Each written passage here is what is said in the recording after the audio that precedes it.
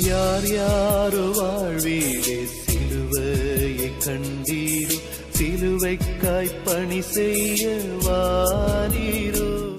கிறிஸ்துவுக்குள் பிரியமானவர்களே, ஆண்டவரும் இரட்சகருமாகிய இயேசு கிறிஸ்துவின் நாமத்தினாலே மரணத்தை ஜெயித்து உயிரோடு எழுந்த இரட்சகரின் நாமத்தில் உங்கள் அனைவருக்கும் SMPM NGPM மிஷனரி இயக்கத்தின் சார்பில் வாழ்த்துதலை வணக்கத்தையும் தெரிவிக்கிறேன். எழுந்து கட்டுவோம் வாருங்கள் என்கிற நிகழ்வுக்கு உங்களை அன்போடு கூட வரவேற்கிறேன். நம்முடைய ஆண்டவராகிய இயேசு கிறிஸ்து மரணத்தை ஜெயித்து உயிரிழந்த பின்பு அவருடைய சீசர்களையும் அவரை பின்பற்றுவர்களை பார்த்து சொன்ன வார்த்தை, நீங்கள் உலகமெங்கிலையும் புறப்பட்டு போங்கள், சர்வ சிருஷ்டிக்கும் இந்த சுவிசேஷத்தை பிரசங்கம் பண்ணுங்கள். சுவிசேஷம் என்றால் மரணம்தான் மனிதனுடைய வாழ்வு என்பது எல்லா விதமான யுகங்களிலேயும் சொல்லப்பட்ட ஒன்று. ஆனால் இயேசு கிறிஸ்து சொன்னார், நான் மரணத்தை ஜெயித்து உயிரோடு எழுந்திருக்கிறேன் என்று சொல்லி இந்த நல்ல செய்தியை சகல ஜனங்களுக்கும் சொல்லுங்கள் என்று சொல்லி சொன்னார். என் அன்புக்குரியவர்களே, அவருடைய வார்த்தைக்கு கீழ்ப்படிந்து SMPM NGPM இயக்கம் ஒரு 70 பேர் கொண்ட குழுவாக ஆண்டவர் இயேசு கிறிஸ்துடைய உயிர்த்தெழுந்த செய்தியை உலக மக்களுக்கு சொல்லுகிற பணிகளில் ஈடுபட்டிருக்கிறோம்.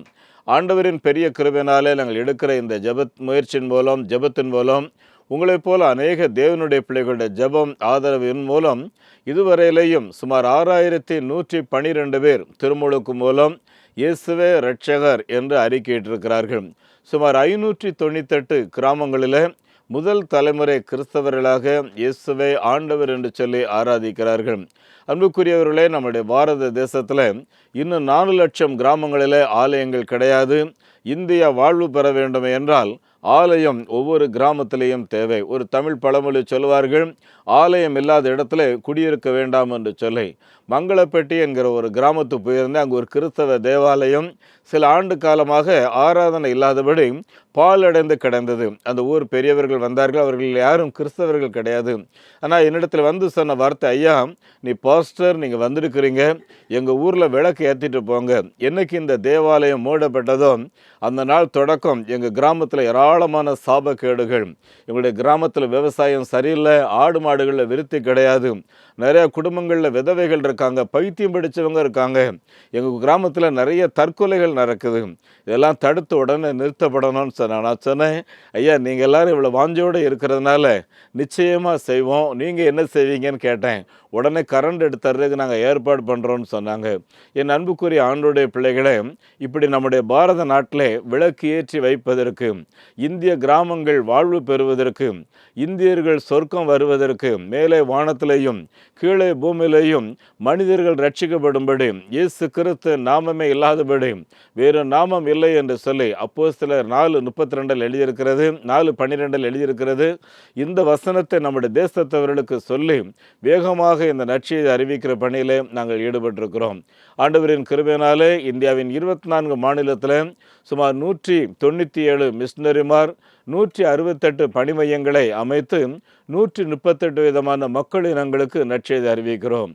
அன்புக்குரியவர்களே, சுமார் 250 குழந்தைகள் ஹாஸ்டல்லையும் 148 குழந்தைகள் டே கேர் சென்டர்ஸ்லையும் இருக்கிறார்கள். இன்னும் பல குழந்தைகள் படிக்க வருவதற்கு ஆயத்தமாக இருக்கிறார்கள்.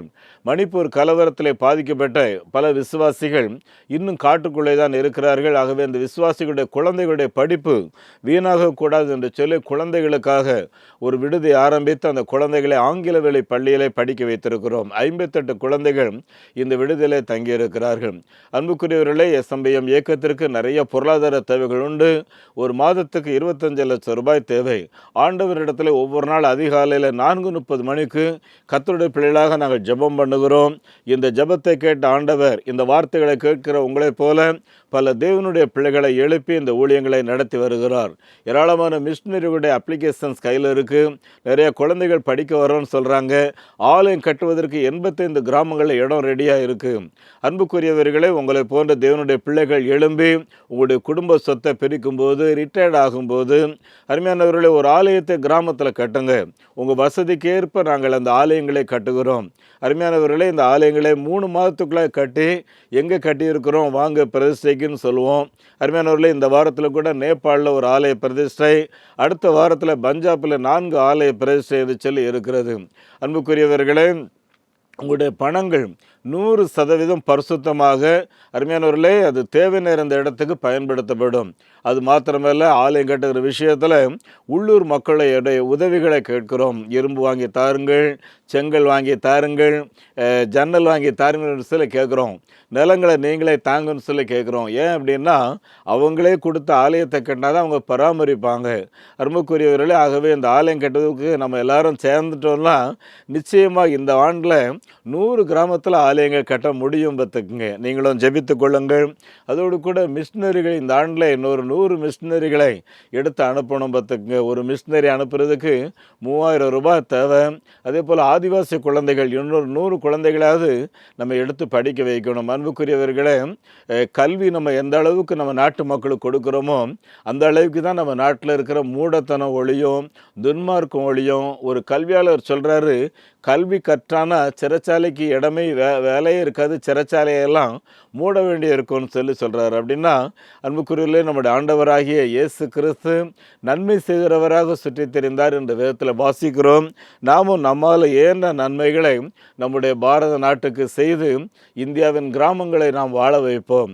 அது மாத்திரமல்ல அன்பானவர்களே, நம்முடைய தேசத்து மக்கள் எப்படியாயிலும் சொர்க்கம் போகணும்னு சொல்லி நிறைய புண்ணிய ஸ்தலங்களுக்கு கூட்டமாக போய் தங்களுடைய பணங்களையும் சம்பாத்தியங்களையும் செலவு செய்து தொடர்ந்து மந்திரவாதிகளும் மதவாதிகளும் சொல்கிற சத்தத்தை கேட்டு அதன்படி செயல்படுத்தியும் பார்த்து மிகவும் நலிந்து போய் நிறைய குடும்பங்கள் இருக்காங்க. எங்கே போனால் எங்களுக்கு விடுதலை கிடைக்கும், எங்கே போனால் எங்களுக்கு இருக்கிற அந்த ஜாதக கோளாறுலேருந்து விடுதலை கிடைக்கும்னு சொல்லி நிறைய பேர் தேடிக்கிட்டு இருக்காங்க. அன்புக்குரியவர்களை, எங்கே தேவையுள்ள ஜனங்கள் இருக்கிறார்களோ, எங்கே இப்படி தேடுகிறார்களோ அந்த இடத்துல இயேசு கிறிஸ்து வந்து நின்று அவர்களுக்கு உதவி செய்வதற்கு ஆசையாய் காத்திருக்கிறார். அருமையானவர்களே, பைபிளில் ஒரு அம்மா, அவங்களுக்கு ஒரே பையன் மரித்து போனால் அந்த அம்மாவை அந்த மகனை அடக்கமான எடுத்துகிட்டு போகும்போது அந்த அம்மா ரோட்டில் கிடந்து புரண்டதை பார்த்த உடனே இயேசு கிறிஸ்து, மகளே திடன்கொள் அப்படின்னு சொல்லிட்டு அந்த பாடையை கீழே இறக்கி வைங்கப்பா அப்படின்னு சொல்லி அந்த பாடியை கீழே இறக்கி வச்சு, வாலிபனே எழுந்துருன்னு சொல்லி அந்த மகனை உயிரோடு எழுப்பி அந்த அம்மா கையில் கொடுத்தாரு. பார்த்துக்கங்க. ஏனென்றால் அன்பானவர்களே, இயேசு கிறிஸ்து மனிதனுடைய வேதனைகளை புரிந்து கொள்ளுகிறவர். ஆகவே தான் மனம் திரும்பி வாருங்கள், உடைந்த உள்ளத்தோடு இருக்கிறவர்களே வாருங்கள் என்று சொல்லி இயேசு கிறிஸ்து நம்முடைய தேசத்தவர்களுக்கு அழைப்பு கொடுத்து கொண்டிருக்கிறார். யாரெல்லாம் இப்படி கூட்டமாக வருகிறார்களோ அவர்கள் நிச்சயமாக மறுவாழ்வு பெறுவார்கள். இந்த நாட்களில் ஏராளமான மந்திரவாதிகள், மத தலைவர்கள் ஆதியிலே அப்போஸ்தலர் 6:7 எழுதியிருக்கிறபடி அவர்கள் தங்களுடைய மத தொழிலை விட்டுவிட்டு, மந்திரவாத தொழிலை விட்டுவிட்டு நாங்கள் இயேசுவின் பிள்ளையாக வாழ விரும்புகிறோம் என்று சொல்லி வந்து கொண்டிருக்கிறார்கள். அன்புக்குரியவர்களே, ஏனென்றால் நம்முடைய நாட்டவர்களுக்கு சரியான பாதைகளை காட்ட வேண்டியது நம்ம எல்லார் மேலே விழுந்த கடமை. இந்த ராஜ்யத்தின் சுவிசேஷத்தை அறிவிக்கிறதுல ஒவ்வொரு கிறிஸ்தவர்களும், ஒவ்வொரு திருச்சபை தலைவர்களும், ஒவ்வொரு பேராயர்களும், ஒவ்வொரு இன்ஸ்டியூஷனும் அருமையானவர்களே நீங்கள் ஈடுபட வேண்டும். ஏனென்றால் நம்முடைய ஆண்டவரை நான் சந்திக்கும் போது வெறுமையை சந்திக்க முடியாது. லூக்கா 15:10 எழுதியிருக்கு, மனம் திரும்புகிற ஒரு பாவி நிமித்தம் பரலோகத்தில் மிகுந்த சந்தோஷம் உண்டாயிருக்கும் என்று எழுதியிருக்கிறது. ஆகவே எல்லாரும் எழும்பி வாருங்கள். ஒவ்வொரு மாதமும் விசுவாச குடும்பங்களுக்காக ஆத்துமாவை தேடி என்கிற ஒரு பத்திரிகை வெளியிடுகிறோம். இந்த பத்திரிகை கடந்த 2 மாதமாக வெளியிட முடியவில்லை, ஏனென்றால் பல பொருளாதார நெருக்கங்கள். ஆகவே ஜெபித்து கொள்ளுங்கள். இந்த பத்திரிகை உங்களுடைய ஆத்மாவுக்கு பிரயோஜனமாக இருக்கும். கர்த்தருடைய வருகையில் நீங்கள் சந்திக்கப்படுவதற்கு ஏற்ப விதத்தில் இந்த பத்திரிகை நாங்கள் தயாரிக்கிறோம். அருமையானவர்களே, அதோடு கூட மிஷினரி ஊழியங்களில் ஈடுபடுவதற்கு ஒரு காணிக்கை பெட்டி வைத்திருக்கிறோம். இந்த காணிக்கை பெட்டியில் உங்களுடைய குடும்பத்தில் நடக்கிற நல்ல காரியங்கள், பிள்ளைகளுடைய பிறந்த நாள், திருமண நாள், அதோடு கூட நம்முடைய பிள்ளைகள் ஹையர் ஸ்டடி போகிற நேரங்களில் காய்கறி வாங்கிட்டு வரும்போது மீதமுள்ள பணங்களை இதில் போட்டு வைத்தீங்கன்னா கர்த்தருடைய ஆலயம் கட்டுவதற்காக நாம் இவைகளை பயன்படுத்தலாம். அன்புக்குரியவர்களே, நம்முடைய இந்தியா ஒரு பெரிய நாடு, மந்திரவாதிகளும் மத தலைவர்களும் நிரம்பி இருக்கிற ஒரு நாடு. 4 லட்சம் கிராமங்களில் ஆலயங்கள் கிடையாது. அன்புக்குரியவர்களே, இந்த நாட்டை குறித்து நம்முடைய ஆண்டவர் பெரிய பாரத்தோடு கூட இருக்கிறார். அது மாத்திரமல்ல, யாரை நான் அனுப்புவேன், யார் யார் எனது காரியமாய் போவார்கள் என்று சொல்லி ஆண்டவர் கிறிஸ்தவர்களாகிய ஒவ்வொருவரையும் பார்த்து கேட்கிறாரு, நான் யாரை அனுப்புவேன்னு சொல்லி. ஆகவே என் அன்புக்குரியவர்களே, இந்த தொலைக்காட்சி நிகழ்வுகளை பார்க்கிற நீங்கள் ஒருவேளை ஆண்டவர் உங்களோடு கூட பேசுவார் என்றால், ஆண்டவரே நான் உம்முடைய ராஜ்யத்தின் விருத்திக்காக என்ன செய்ய வேண்டும் என்று சொல்லி ஜெபத்தோடு கூட தீர்மானங்களை எடுங்கள். அருமையானவர்களே, ஆதிவாசி குழந்தைகளுக்கு விடுதி கட்டி கொண்டிருக்கிறோம். 15க்கு 10 ஒரு ஹால் கட்டுறதுக்கு 1 லட்ச ரூபா வேணும். உங்கள் குடும்ப பேரை அதில் எழுதி வைத்து அந்த குழந்தைகள் ஜெபம் பண்ணுவாங்க. ஆகவே ஆண்டவர் நடத்துகிறா, நீங்கள் ஒரு ஹால் கட்டுறதுக்கு முன் வரும்படி உங்களை அன்போடு கூட அழைக்கிறேன். அன்புக்குரியவர்களே, இந்த நம்பிக்கை தொலைக்காட்சியிலே ஒவ்வொரு வேளைக்கிழமை இப்படி 8:30 மணிக்கு நிகழ்வு இருக்கிறது போல, சனிக்கிழமையில சாயங்காலம் 7:45 மணிக்கும் ஞாயிற்றுக்கிழமையில காலை 6 மணிக்கும் செய்தி வருகிறது. பாருங்கள், உங்களுடைய நண்பர்களுக்கும் உங்களுக்கு அறிமுகமானவர்களுக்கும் இந்த மிஷினரி தரிசன செய்தியை கேட்கும்படி தூண்டுங்கள். ஏனென்றால் மிஷினரி தரிசனம் இல்லை என்றால் ஜனங்க சீர்கெட்டு போயிடுவாங்க. ஆகவே ஒவ்வொருவருக்கும் ஒரு தரிசனம் வேணும். பார்த்திங்க, திருச்சபைகளுக்கு தரிசனம் வேணும்.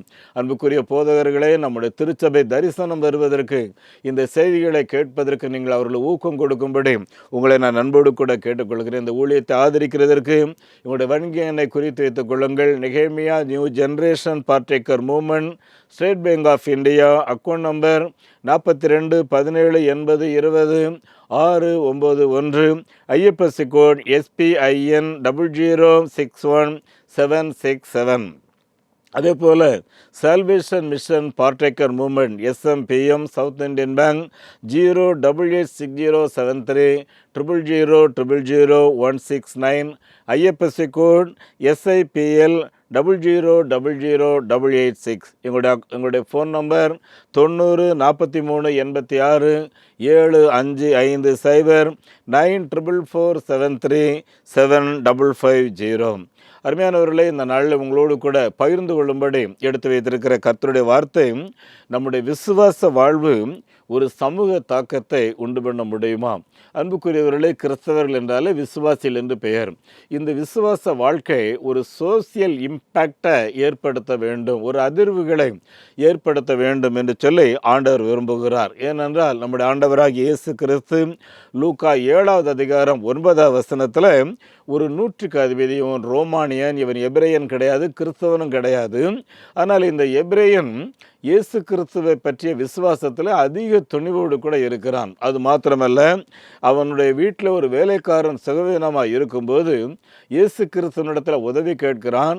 இயேசு கிறிஸ்து அந்த வீட்டுக்கு வருகிறேன்னு சொல்லும்போது தான் என்ன சொல்கிறான், இவ்வளோ பெரிய ஒரு பரிசுத்தவான் என் வீட்டுக்கு வர்றதுக்கு நான் தகுதி உள்ளவன் அல்ல, ஒரு வார்த்தை நீங்கள் சொன்னால் போதும் என் வேலைக்காரன் சுகமாயிருவான்னு சொல்லி. உடனே ஆண்டவர் இயேசு என்ன சொல்கிறாரு, சிதறி இருக்கிற இஸ்ரவேலர்களிடத்தில் கூட, விசுவாசிகள் என்று சொல்லக்கூடிய கிறிஸ்தவர்களிடத்தில் கூட இல்லாத ஒரு விசுவாசத்தை நான் இவனிலே காண்கிறேன் என்று சொல்லி அந்த நிமிடமே அந்த வேலைக்காரன் சுகமானான் என்று சொல்லி வேதத்திலே வாசிக்கின்றோம்.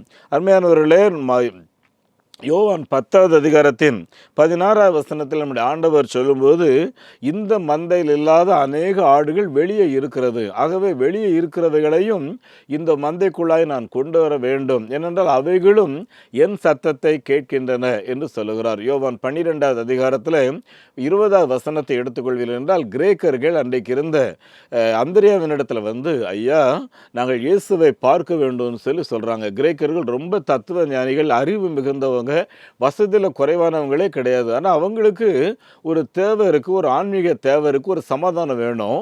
இந்த நிம்மதி இயேசுவிலே உண்டு, ஆகவே நான் இயேசுவை பார்க்க வேண்டும் என்று சொல்லுகிறார்கள். இந்த செய்தியை உடனடியாக அந்திரேயா என்பவர் பிலிப்பு என்றவருடைய சீசனிடத்தில் சொல்லுகிறார். உடனே பிலிப்பு அதை இயேசுவினிடத்தில் சொன்ன உடனே இயேசு கிறிஸ்து என்ன சொல்றார் தெரியுமா, மனுஷகுமாரனை உலகம் தேட ஆரம்பித்து விட்டது, இனி மனுஷகுமாரன் மகிமைப்பட போகிறார் என்று சொல்லி சொல்லுகிறார். என் அன்புக்குரியவர்களே, கடந்த 2025 வருஷமாக இந்தியர்கள் இயேசுவை தேடிக்கொண்டிருக்கிறார்கள். அருமையானவர்களே, இயேசுவை தேடிக்கொண்டிருக்கிற இந்தியர்களுக்கு இயேசு கிறிஸ்துவின் ரட்சிப்பை நாம் சரியாக வாழ்ந்து காட்ட வேண்டும். அருமையானவர்களே, இதை நாம் செய்யணும்னு சொல்லி ஆண்டவர் விரும்புகிறார். அருமையானவர்களே, நம்முடைய வேத புஸ்தகத்தில் லோத்து என்ற ஒரு சகோதரரை குறித்து எழுதியிருக்கு. இந்த லோத்து வந்து ஆபிரகாமோடு இருந்து ஆபிரகாமுடைய விசுவாசத்தை பார்த்து ஆபிரகாமின் தேவனை ஆராதித்தவர்.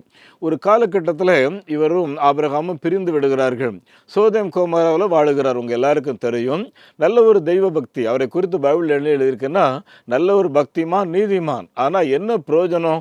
ஒரு பிரயோஜனம் கிடையாது. ஏன் பிரயோஜனம் இல்லைன்னு சொல்லி பார்த்தீங்கன்னா, அவருடைய சொந்த மனைவிக்கு அவர் ஒரு நாள் அவருடைய வாழ்க்கையின் சாட்சியையோ இந்த தெய்வ பயத்தை அவர் சொல்லலை. ஒரு நாள் அவர் பெற்றெடுத்த 2 பிள்ளைகளுக்கும் இந்த பரிசுத்தமான தெய்வத்தை பின்பற்றுவதற்கோ பரிசுத்தமாக வாழ்வதற்கோ சொல்லலை. அது மாத்திரம் இல்லை, 2 பிள்ளைகளுக்கும் கல்யாணம் பண்ணுறதுக்கு மாப்பிள்ளை பார்த்துருக்கிறாரு.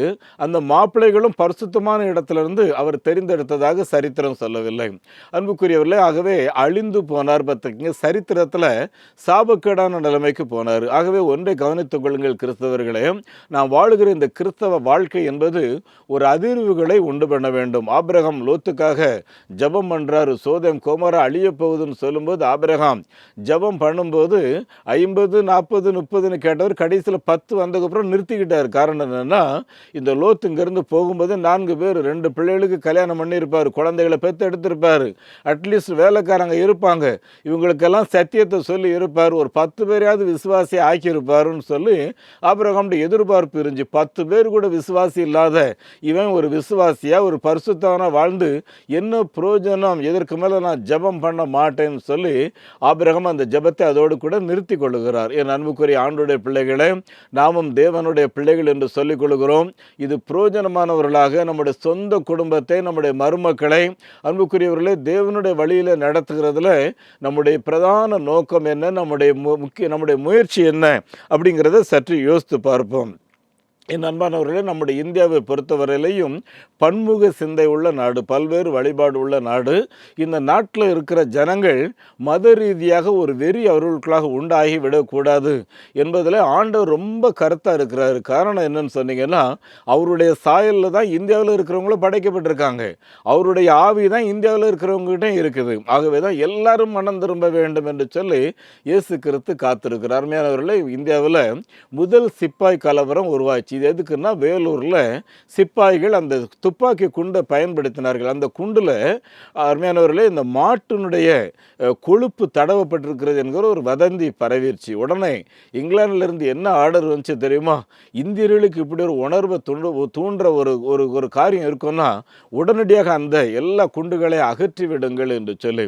ஏன் இதை சொல்கிறேன் என்றால், அன்றைக்கு இருந்த ஆட்சியாளர்கள் கூட மதத்தை எந்த விதத்திலையும் புகுத்தி ஒரு வெறியை உண்டாகிவிடக்கூடாது என்பதில் அவர்கள் கவனமாக தான் இருந்திருக்கிறார்கள். என் அன்புக்குரியவர்களே, நம்முடைய இந்தியர்கள் இப்படிப்பட்ட ஒரு நல்ல ஒரு மத நல்லிணக்கத்தோடு இருக்கிறதுனால தான் அருமையானவர்களே 1992 வரையிலே நீங்கள் பார்த்தீங்கன்னு சொன்னால் மத கலவரம் என்பது பெரிய அளவில் கிடையாது. ஒருவேளை இந்த கலவரங்களை தூண்டுகிறவர்கள் யாராக இருந்தாலும் சரி, அவர்களும் மனம் திரும்ப வேண்டும். சமீப ஒரு காலமாக யூபி, மத்திய பிரதேசம் போன்ற பகுதியில் ஒரு குறிப்பிட்ட மார்க்கத்தை பாதிக்கக்கூடிய அளவில் ஒரு சினிமா அந்த வட்டாரங்களில் வெளியிடப்பட்டு ஒரு வெறிகளை தூண்டுகிறதாக பேப்பரில் நம்ம செய்தியை பார்க்கிறோம். என் அன்புக்குரியவர்களே, இப்படிப்பட்ட செய்திகளை உடனடியாக தடுக்க வேண்டும். ஏனென்றால் அருமையானவர்களே, கலவரத்தின் மூலம் அழிந்தவர்கள் பல 1000 பேர் பார்த்துக்குங்க. ஆகவே தான் அருமையானவர்களே, மத கலவரம் வராதபடி ஒவ்வொருவரும் அதில் கவனமாக இருக்க வேண்டும். என் அன்புக்குரியவர்களே, நம்முடைய விசுவாசம் என்று சொல்லக்கூடிய இந்த விசுவாசம் ஒவ்வொருவருக்காக முறையான வளர்ச்சி உண்டாக்க வேண்டும். தானியேல் என்பவர் ஒரு நல்ல விசுவாச குடும்பத்தை சார்ந்தவர். அவர் நாடு கடத்தப்பட்டார், பாபிலோன் என்கிற நாட்டுக்கு போயிட்டார். பாபிலோன் கலாச்சாரத்தின்படி அவருடைய உடை அமைப்பு மாற்றப்பட்டது. அதன் பின்பு அவருக்கு உணவுகளை கூட மாற்றுவதற்கு ரொம்பவே பிரயாசப்பட்டாங்க. அப்புறம் பாபிலோனிய கடவுள்களை பற்றி அவர் எல்லாமே நன்றாக படித்து மனப்பாடம் பண்ணி அதில் பரீட்சை எழுதணும். எல்லாமே செய்துட்டார். பார்த்துங்க, அந்த ராஜாவாகிய நேபுகாத் நேச்சாருக்கு இந்த தானியேல் ரொம்ப பிடிக்கும். ஆனால் என்ன பண்ணிட்டாரு, அவரோட பேரை மாற்றிட்டார். என்ன பேர் மாற்றிட்டாரு? பெல்சாசார் அப்படின்னு சொல்லி. பெல்சாசார்னா பாபிலோன் நாட்டில் இருந்த ஒரு பெண் தெய்வம். அந்த பெண் தெய்வம் எப்பொழுதும் இன்பத்தை கொடுக்கக்கூடியவள் அப்படின்னு சொல்லி நம்பினாங்க. அப்படின்னா தானியேல் எப்போ பக்கத்தில் இருந்தாலும் ஒரு இன்பம் வரும் அப்படிங்கிற எண்ணத்தோடு தான் பேரை மாற்றிருந்தார். என் அன்புக்குரியவர்களே, இவ்வளவு காரியங்கள் செய்து எல்லாமே நடந்து கொண்டிருந்த வேளையில் ஒரு தடவை ஒரு பெரிய பிரச்சனைகள் வருது. அந்த பிரச்சனைகளில் அந்த தரியு அரசரும் சரி, பாபிலோனிய அரசராகிய நேபுகாத் நேச்சாரை என்ன சொல்றாங்கன்னா, இந்த தானியேல் ஆராதிக்கிற தேவனை தேவன் என்று சொல்லுகிறார்கள். தானியேல் ஒரு நாளும் நான் ஆராதிக்கிற தேவன் அப்படிப்பட்டவர் இப்படிப்பட்டவர்லாம் அவங்ககிட்ட பேசவே இல்லை. ஆனால் அவருடைய வாழ்க்கையின் மூலம், அவருடைய ஜெபத்தின் மூலம் இந்த தேவனுடைய மகிமை வெளிப்படுத்தினார். அருமையானவர்களே, சிங்க கேபியில் போட்டு அவர் அப்படியே சிங்கம் சாப்பிடணும்னு போட்டு விட்டாங்க. அதெல்லாம் சரித்திரம் உங்களுக்கு தெரியும். ஆனால் அந்த சிங்கம் தானியேலை பார்த்த உடனே வாயை திறக்கவே இல்லை பார்த்துக்குங்க. ஏன்னா ராஜாவுக்கு, அந்த தரி ராஜாவுக்கு ராத்திரியெல்லாம் தூக்கம் வரல. ஐயோ, இந்த தானியேல் இந்த சிங்கம்லாம் கொண்டிருக்குமோ அப்படின்னு சொல்லி. ஆனால் அதிகாலை வேளையில் வராரு, தானியேலே ஜீவனுள்ள தேவனுடைய தாசனே என்று சொல்லும்போது தானியேல் கீழே இருந்து கூப்பிடுறாரு, ராஜாவே நீர் வாழ்க. என் அன்புக்குரிய தேவனுடைய பிள்ளைகளை, இதுதான் சோசியல் இம்பேக்ட் பெற்றுக்குங்க. அருமையானவர்களே, நாங்கள் வட மாநிலத்தில் ஊழியம் செய்கிறோம். ஒரு குறிப்பிட்ட கிராமத்தில் ஒரு விக்கிரகம் வந்து திடீர்னு எப்படியோ நொறுங்கி போச்சு. அது எப்படி நொறுங்கி தெரில. ஆனால் அங்கே இருந்த விசுவாசி, அவர் பேர் பத்ரஸ், அவர் அங்கே சத்தியத்தை சொல்லி சில கிராமங்களுக்காக ஜெபிக்க போயிருக்கிறாரு. இவர் தான் இவ்வளோ வேலையை செய்ததுன்னு சொல்லி அந்த ஊர் மக்கள் எல்லாரும் பிடிச்சு வச்சுட்டாங்க. ஆனால் அவர் தெளிவாக சொல்லி பார்த்தாரு, கேட்கவே இல்லை. கடைசியில் என்ன பண்ணிட்டாங்க, நாங்கள் நெருப்பை மூட்டுறோம், நீ அதில் நில்லு, அந்த நெருப்பு நீ தொடலைன்னு சொன்னால் நீ பரிசுத்தவான், நீ அந்த தப்பை செய்யலைன்னு சொல்லி இவரும் சரின்ட்டாரு. விசுவாசி எல்லாரும் ஜெபம் பண்ணிட்டு இருந்தாங்க. கடைசியாக நெருப்பு தணலை மூட்டி அதில் நிற்க சொன்னாங்க. இவர் ஜெபத்தோட, தானியேல், சாத்ராக், மேஷாக், ஆபேத் நோகோவை காப்பாற்றின தேவனே என்னையும் காப்பாற்று நெருப்பவி நின்னார், ஒன்றும் செய்யலை பார்த்துக்குங்க. என் அன்புக்குரிய, இதை பார்த்து எல்லாரும் நீங்கள் வெளியே வாங்கன்னு சொன்னாங்க பார்த்துக்குங்க. என் அன்புக்குரிய ஆண்டுடைய பிள்ளைகளை, ஒருவேளை நம்முடைய வாழ்க்கையில் இப்படிப்பட்ட விசுவாச சோதனைகள் வறுமை என்றால் அதை தைரியமாக நாம் மேற்கொள்ளும் போது இதன் மூலம் கர்த்தருடைய நாமம் மகிமைப்படும் பார்த்துக்குங்க. அன்புக்குரியவர்களே, யூபியில் சமீபத்தில் 22 கிராமத்தை சார்ந்தவர்கள் புத்த மார்க்கத்துக்கு சென்றாங்க. இதுக்கு என்ன காரணம்னு சொல்லி கேட்டால், நாங்கள் இருக்கிற மார்க்கம் எங்களுக்கு பிடிக்கல, எங்களை ரொம்ப அடிமைப்படுத்துது, வேறு மார்க்கத்துக்கு போனோம், ஜீசஸ்கிட்ட போகலான்னா அங்கேயும் இதே மாதிரி எல்லா விதமான ஜாதி பிரச்சனைகள் இருக்குது அப்படின்னு சொல்லிட்டு அவங்க போயிட்டாங்க. அருமையானவர்களே, அப்படின்னா நம்ம தேவனுடைய பிள்ளைகள் என்று சொல்லக்கூடியவர்களுக்காக இன்றைக்கும் இந்த இன அடிப்படையிலே நம்ம பிரிந்து, இல்லையென்றால் மார்க்க ரீதியிலே நம்ம பிரிந்து இருக்கிறோமா அப்படிங்கிறத சற்று யோசித்து பாருங்கள். வள்ளியூரில் ஞானராஜ் அப்படின்னு ஒரு அண்ணாச்சி செல்டன் ரெடிமேட் செட் கம்பெனின்னு வச்சுருக்காங்க. அருமையானவர்கள், அவங்க கம்பெனியில் அந்த நாட்களில் 1500 பேருக்கு மட்டும் வேலை செய்வாங்க. டெய்லி காலையில் ப்ரேயர் வைப்பாங்க. ஒரு நாள் கொஞ்சம் மத இருப்பு அமைப்பை சார்ந்தவர்கள் இவர் ரொம்ப பேரும் மதமாற்றம் பண்ணுறாரு அப்படின்னு சொல்லி ரொம்ப பிரச்சனை பண்ணிட்டாங்க. கடைசியாக பார்த்தீங்கன்னா தாசில்தார் அங்கே விசாரணைக்கு போனார். அவர் அங்கே போய் எல்லார்ட்டையும் விசாரிக்கும் போது எல்லாம் அங்கே ஒர்க் பண்ணுறவங்களாம் சொன்ன வார்த்தை, சார் எங்களை ஒரு நாளும் மனம் திரும்ப சொல்ல மாட்டாங்க, அண்ணாச்சி வந்து எங்களுக்காக ஜெபம் பண்ணுவாங்க, ஆனால் நாங்கள் சினிமாவுக்கு போகிறது, சாராயம் குடிக்க போகிறது, தேவையில்லாமல் பணங்களை செலவு பண்ணுறது மட்டும் இப்படி பண்ணாதீங்க, எவ்வளோ கஷ்டப்பட்டு சம்பாதிக்கிறீங்க, நீங்கள் சேர்த்து வச்சா நீங்கள் நல்லா இருக்கலாம் இல்லையா, உங்கள் பிள்ளைகளை படிக்க வைக்கலாம் இல்லையா அப்படின்னு எங்களுக்கு நல்ல காரியத்தை தான் சொல்லுவாங்கன்னு சொல்லி கடைசி அந்த தாசில்தார் விசாரிச்சுட்டு ஞானராஜ் அண்ணாச்சிட்ட சொல்லிட்டு போன வார்த்தை, அண்ணாச்சி நான் ரிட்டையர்ட் ஆன பிறகு வரேன், எனக்கும் உங்கள் கம்பெனியில் ஒரு வேலை போட்டு கொடுங்க. என் அன்புக்குரியவர்களே, இந்த சோசியல் இம்பேக்டை நம்ம எல்லாரும் உருவாக்குறதுல நம்ம கருத்தாக இருந்தோமே என்றால் நம்முடைய நாட்டில் ஒரு பெரிய மாற்றங்களை நாம் உண்டாக்க முடியும். அருமையானவர்களே, சமய உணர்வு என்பது ரொம்ப முக்கியமானது.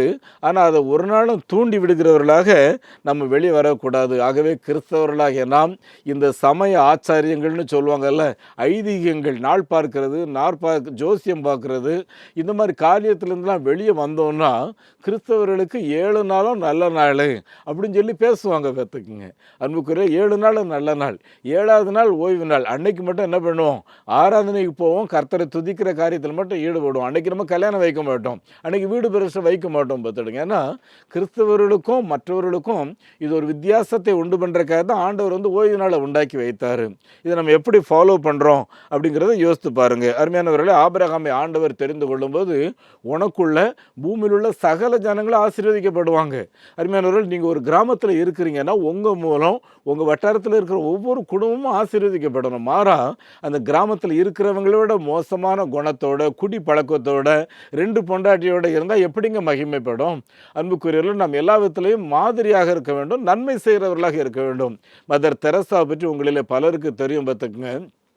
அந்த அம்மாவை ஒரு முறை ஒருவர் காரியே துப்பிட்டார். அந்த அம்மா என்ன பண்ணாங்க தெரியுமா? அதை தொடச்சிட்டு, ஐயா நீங்கள் செய்தது நல்ல காரியம்தான், எனக்கு ஒரு பரிசு கொடுத்தீங்க, என் குழந்தைகளுக்கும் நீங்கள் ஒரு பரிசு கொடுக்கணும் அப்படின்னு சொல்லி அந்த அம்மா சிரித்த முகத்தோடு பேசின உடனே அவருக்கு மனம் உடஞ்சி போய், அம்மா இப்படிப்பட்ட ஒரு தாயை, இப்படிப்பட்ட ஒரு குணம் உள்ளவங்களை நான் பார்த்ததே கிடையாது அப்படின்னு சொல்லிட்டு, உங்களுக்கு என்ன வேணும் சொல்லுங்க அப்படின்னு சொல்லி செக் புஸ்தகத்தில் எழுதி உங்களுக்கு எவ்வளோ வேணுமோ எடுத்துக்கிடுங்க அப்படின்னாராம். நான் எதுக்கு இதெல்லாம் சொல்கிறேன்னு சொன்னால், அருமையானவர்களே, ஒவ்வொரு கிறிஸ்தவருடைய ஆக்டிவிட்டீஸும் பார்த்தீங்கன்னா இன்னொருவரை அருமையானவர்களை ஒரு சிந்திக்கக்கூடியவர்களாக இருக்க வேண்டும். ஆதியில் அருமையானவர்களே, நாகர்கோவிலில் இந்த ஹோம் சர்ச்சுன்னு சொல்லி ஒன்றை கட்டினாங்க. அதை கட்டும்போது திருவாங்கூர் மகாராஜா வேலைக்கு ஆள் அனுப்பினாராம், மரங்களை அனுப்பினாராம், செங்கல்கள் அந்த கல்களை அனுப்பி வைத்தாராம், தேவையான பலகைகளை அனுப்பி வைத்தாராம். பார்த்துக்குங்க.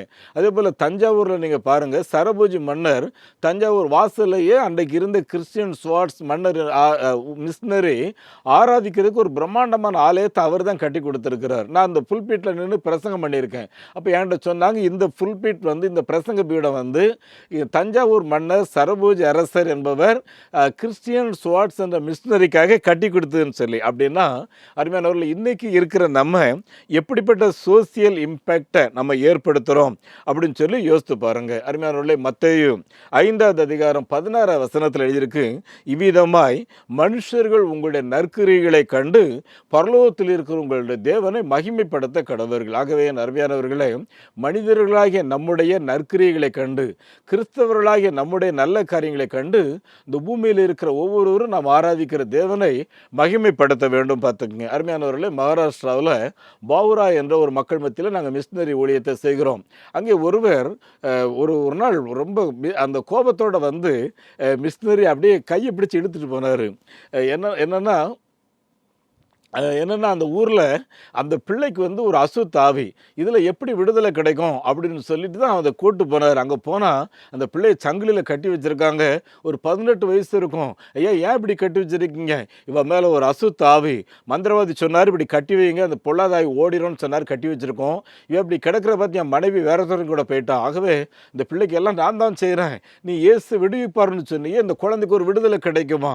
அருமையானவர்களே, 3 நாள் தொடர்ச்சியான உபவாச ஜபத்தில் அந்த மகள் விடுதலை பெற்றால். பார்த்துக்குங்க. அந்த விடுதலை பெறும் அந்த பொல்லாதாவை சொன்ன வார்த்தை, எத்தனையோ வருஷம் இந்த மௌரா மக்களை ஏன் கட்டுப்பாடுகளை வைத்திருக்கு, இன்னைக்கு மதராசிலேருந்து நீ விடுவிச்சிரியான்னு சொல்லி சவால் கொடுக்கும்போது நம்முடைய ஊழியர்கள் அங்கே சவால்லாம் கொடுக்கல, இயேசு நாமத்தில் சொல்கிறேன், இந்த பிள்ளை மேலே உனக்கு அதிகாரம் கிடையாது, நீ புறப்பட்டு போம். அருமையானவர்களே, அந்த மகள் விடுதலை பெற்று இன்றைக்கு அந்த குடும்பம் கர்த்தருக்கு நல்ல சாட்சியாக இருக்குது. பார்த்துக்குங்க. அருமையானவர்களே, நம்முடைய இந்திய தேசத்தில் ஒரு மாற்று மார்க்கம் தேவை என்று சொல்லி, வழி தேவைன்னு சொல்லி தேடிக்கொண்டிருக்கிற ஜனங்களுக்கு இயேசுவே ஆண்டவர் என்று சொல்லி காட்டுகிறதுல நம்முடைய பங்கு என்ன என்று சொல்லி யோசித்து பார்ப்போம், ஜெபிப்போம். கர்த்தர் உங்களை ஆசீர்வதிப்பாராய். உங்களுக்காக நான் ஜெபிக்க விரும்புகிறேன். அருமையானவர்களே, கடைசியாக ஒரே ஒரு காரியத்தை சொல்கிறேன். மகாத்மா காந்திகிட்ட போய் கேட்குறாங்க, ஐயா நிறைய பேர் கிறிஸ்தவங்களை மாற மாட்டேங்கிறாங்களே, நாங்கள் என்ன செய்யணும்னு சொல்லி ஊழியர்கள் கேட்கும்போது சொன்னாராம், நீங்கள் சொல்கிற கடவுளை வாழ்ந்து காட்டுங்கள், வாழ்ந்து காட்டுங்கள். சரியா? வாழ்வோம். கர்த்தர் உங்களை ஆசீர்வதிப்பாராக. நல்ல பிதாவே, இந்த நல்ல நாளிலே வார்த்தைகளை கேட்ட ஒவ்வொருவரோடு கூட நீர் இடைபெடும். அவருடைய குடும்பங்களை, அவருடைய பிள்ளைகளை, தலைமுறைகளை நீர் ஆசீர்வதிக்க வேண்டும் என்று சொல்லி ஜெபிக்கிறோம். ஒவ்வொரு குடும்பங்களில் இருக்கிற தேவைகளை பார்த்து ஆண்டவரே, நீர் மனதுருகிற ஆண்டவர், உம்முடைய பிள்ளைக்கும் இரக்கம் செய்ய வேண்டும் என்று சொல்லி ஜெபிக்கிறோம். உம்முடைய பிள்ளைகள் யாரும் கலங்கி தவித்து நாங்கள் என்ன செய்யலாம்னு சொல்லி யோசித்து திகைத்து போய்விடாதபடி இயேசு கிறிஸ்துவின் வல்லமை உம்முடைய பிள்ளைகளை நிறைக்க வேண்டும் என்று சொல்லி ஜெபிக்கிறோம். போராட்டங்களில் இருந்து விடுவிக்க வேண்டும் என்று சொல்லி ஜெபிக்கிறோம். கர்த்தர் அப்படியே செய்கிறதற்காய் ஸ்தோத்திரம். ஆண்டவரும் இரட்சகருமாகிய இயேசு கிறிஸ்துவின் நாமத்தில் இந்த ஜெபத்தை கேட்கின்றோம் பிதாவே, ஆமேன். நம்முடைய ஆண்டவர் இயேசு கிறிஸ்துவினுடைய கிருபையும் பிதாவாகிய கடவுளின் அன்பும் பரிசுத்த ஆவியானுடைய நடத்தல் பிரசன்னம் ஆசீர்வாதம் நம் அனைவரோடும் இன்றும் என்றும் சதா காலங்களிலேயும் தங்கியிருப்பதாக. ஆமேன். இந்த மாபெரும் நற்செய்தி பணியில ஒரு ஆதிவாசி குழந்தைய நீங்க 600 ரூபாய் கொடுத்து படிக்க வைக்கலாமே, உங்களால் ஏன்ற தொகையை கொடுத்து ஒரு ஆலயங்கள் கட்டுவதற்கு தீர்மானம் எடுக்கலாமே, உங்களுடைய பங்குகள் என்ன?